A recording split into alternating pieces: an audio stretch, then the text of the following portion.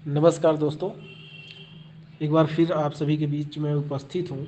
अभी कुछ दिन पहले मैंने अपने और बीएसए के बारे में बताया था कि मेरी बात बीएसए से हुई है और बीएसए ने साफ साफ बताया कि हमारी नियुक्ति को लेकर के किस तरह की बातें हो रही है।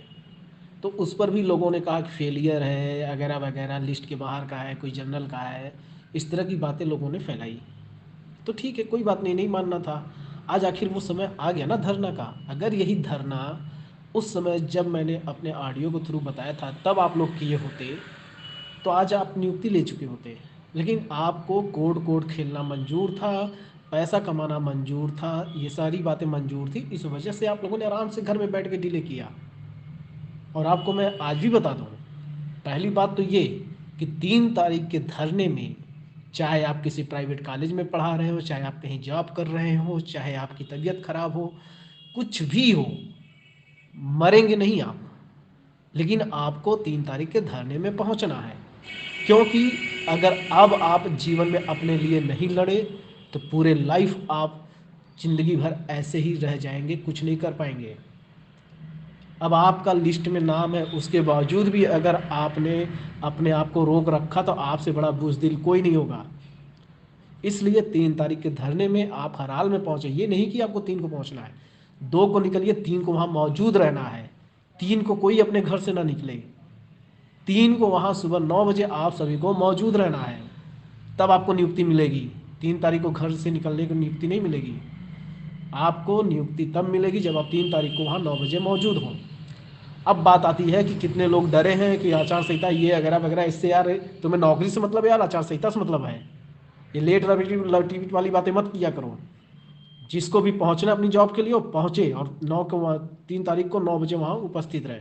दूसरी बात, मयंक भाई, राहुल भाई, आप लोग बार बार ये कहते हैं, मैं पहले भी कहा था कि अधिकारी लोग आपको सच्चाई नहीं बताएंगे। सच्चाई मैं आपको बताता हूँ। परमिशन के लिए इनको ये मांगे ही नहीं है इन्होंने परमिशन।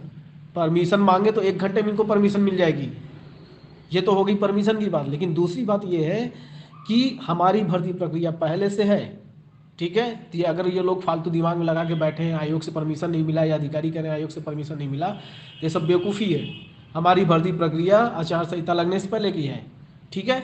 ये हमें नियुक्ति पत्र नहीं दे सकते विद्यालय आवंटन की, लेकिन बीएसए से अटैच करा सकते हैं। ये बिना आयोग की परमिशन के भी पॉसिबल है, ठीक। और अगर ये चाहे, ईमानदारी दिखाएगी विभाग, तो परमिशन आज मांग सकती है, कल मांग सकती है, हमारे धरने से पहले मांग के रख सकती है, ठीक है। तो इसलिए सभी से अनुरोध है कि 9 बजे आप लोग 3 तारीख तक पहुंच जाइए। आचार संहिता का फिक्र छोड़िए, आयोग की परमिशन का टेंशन छोड़िए, वो विभाग का काम है। लेकिन आपका जो अपना कर्म है वो करिए, नहीं तो बुजदिली का आप मिसाल बन जाएंगे। फ्यूचर में आप अपने बच्चों को भी कुछ नहीं करा पाएंगे, ठीक है। तो आज मैं फिर से ये चीज़ें अनुरोध करता हूँ, सब लोग 3 तारीख के धरने में 9 बजे तक वहाँ उपस्थित हो जाए। दूसरी बात ये कि कोई ये सोशल मीडिया पे वार ना करे कि मैं अमरेंद्र के साथ हूँ, राहुल के साथ हूँ। अरे बेवकूफ़ों, कोई किसी के साथ नहीं है, सब एक हैं। गाली गलौच, मार पीट, चाहे रंजीत यादव अमरेंद्र बाहुबली की बात की ऑडियो हो, सब कुछ माफ है। हम 6800 चयनित है। अगर आप लोग अपना ये सब पहले बेवकूफ़ी पना दिखाना नहीं बंद करेंगे तो आप कोई चयनित नहीं है। ओबीसी एससी ही रह जाएंगे, दलित ही रह जाएंगे। इसीलिए कि थोड़ा सा किसी का लड़ाई का ऑडियो क्या सुन लिया तो लगते हैं उछलने, मैं इनके साथ हूँ, मैं उनके साथ हूँ। सब एक है, चाहे अमरेंद्र हो, चाहे राहुल हो, चाहे विजय हो, सब हमारे लिए एक है और सबके लिए एक है। और मैं आपको बता दूं कि 6800 के बाहर के लोग अगर ये सोच रहे हैं कि भास्कर सिंह यादव के साथ हम मिल करके 6800 को रोक देंगे और ये सब कर देंगे, तो ऐसा कुछ नहीं होगा। मैं आपको फ्यूचर बता दूं। और जनरल वालों को भी डरने की जरूरत नहीं है।